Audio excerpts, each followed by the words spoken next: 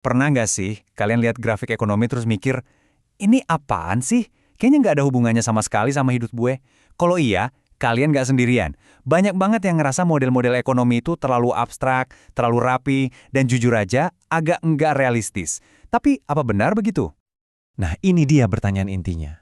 Apa semua kurva dan persamaan yang rumit itu benar-benar bisa ngejelasin keputusan kita sehari-hari yang kadang berantakan dan seringnya nggak rasional? Atau jangan-jangan ilmu ekonomi selama ini salah paham tentang kita semua? Oke, buat menjawab itu semua, kita bakal jalan-jalan singkat. Kita mulai dari kenapa sih ekonomi itu rasanya jauh banget dari realita. Terus kita akan hadapi langsung dua kritik paling tajam buat ilmu ini. Setelah itu saya bakal tunjukin satu rahasia yang sebenarnya menyederhanakan banyak banget diagram ekonomi. Dan kita tutup dengan ngelihat gimana semua ini nyambung ke salah satu keputusan terbesar dalam hidup kalian. Oke, mari kita mulai dari akar masalahnya. Ada perasaan yang umum banget kalau cara ilmu ekonomi melihat dunia tuh kok kayaknya nggak cocok ya sama cara kita ngejalanin hidup sehari-hari. Model ekonomi itu seringnya kerasa kayak gini loh. Seolah-olah sebelum kita beli kopi pun, kita tuh harus ngitungin dulu biaya peluang dari setiap seruputan. Padahal kan kenyataannya, kita bikin puluhan keputusan setiap hari itu seringnya cuma berdasarkan firasat dan kebiasaan, bukan pakai kalkulus. Nah, disitulah letak gapnya. Oke, kita masuk ke keberatan pertama, masalah realisme. Kritik ini intinya bilang, model kalian itu salah karena saya nggak mikir kayak komputer.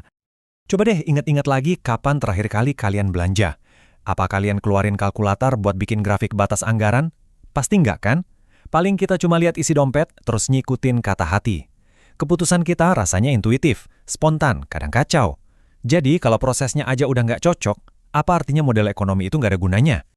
Nah, buat ngejawab itu, kita pindah lapangan dulu sebentar. Dari mall ke lapangan basket. Coba bayangin seorang pemain basket profesional. Bayangin kita ngomong kayak gini ke pemain basket itu. Mereka kan nggak ngitung rumus fisika di kepala mereka sebelum ngelempar bola. Mereka cuma latihan, pakai feeling, dan ngelempar bola dengan akurat berdasarkan intuisi dan jam terbang. Apa itu artinya rumus fisika salah? Tentu aja enggak. Dan ini dia poin kuncinya. Model ekonomi itu, ya persis kayak rumus fisika buat operan bola basket tadi. Tujuannya bukan buat ngejelasin setiap langkah di proses mental kita. Tujuannya adalah untuk memprediksi hasil akhir dari tindakan kita. Sama kayak pembeli yang udah berpengalaman, yang lewat kebiasaan, secara intuitif bisa memaksimalkan anggarannya, tanpa perlu sekalipun ngegambar grafik atau bahkan tahu istilah garis anggaran. Sekarang kita tindah ke keberatan kedua, yang ini seringnya lebih emosional. Ini bukan lagi soal logika, tapi soal moral. Apa benar ilmu ekonomi itu menganggap kita semua ini orang yang egois? Dan ini kritikan yang lumayan nusuk ya. Anggapan kalau kita ini dasarnya cuma mentingin diri sendiri itu kedengarannya dingin banget, sinis. Bukannya kita diajarin buat berbuat baik, peduli sama orang lain. Apa ilmu ekonomi ini malah melegitimasi sifat terburuk kita? Buat menjawabnya, para ekonom punya satu pembeda yang penting banget antara pernyataan positif dan normatif.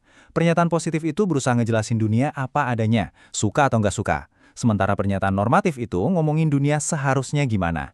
Nah, ilmu ekonomi itu berusaha jadi positif, menganalisis apa yang orang lakukan, bukan ngehakimi apa yang seharusnya mereka lakukan. Dan ini nih, yang mungkin bakal bikin kaget. Kutipan ini datangnya dari Adam Smith loh, bapak ekonomi modern. Jauh sebelum nulis soal tangan tak terlihat yang terkenal itu, beliau nulis buku tentang sentimen moral yang mengakui kalau kita itu secara alami juga punya sisi altruis dan peduli sama kebahagiaan orang lain. Nah, pas kita sandingin kutipan tadi sama kutipan yang berkenal ini, gambaran utuhnya jadi kelihatan. Smith itu nggak bilang kita cuma egois, dia justru bikin pengamatan yang luar biasa, bahwa tindakan yang didasari kepentingan pribadi, kalau berada dalam sistem yang tepat, secara nggak terduga malah bisa menghasilkan kebaikan buat masyarakat luas. Jadi kesimpulannya gimana? Ilmu ekonomi itu nggak nyuruh kita jadi egois. Ia cuma mengakui kalau kepentingan pribadi itu salah satu motor penggerak. Bahkan Adam Smith sendiri ngakuin sisi altruistik kita. Poin utamanya adalah, kadang-kadang tindakan yang kelihatannya egois itu secara ajaib bisa menghasilkan kebaikan sosial. Dan pada akhirnya, kita semua akan menyeimbangkan kedua sisi ini setiap hari. Oke, setelah kita beresin keberatan-keberatan tadi, yuk sekarang kita bongkar salah satu rahasia paling penting di balik diagram-diagram ekonomi.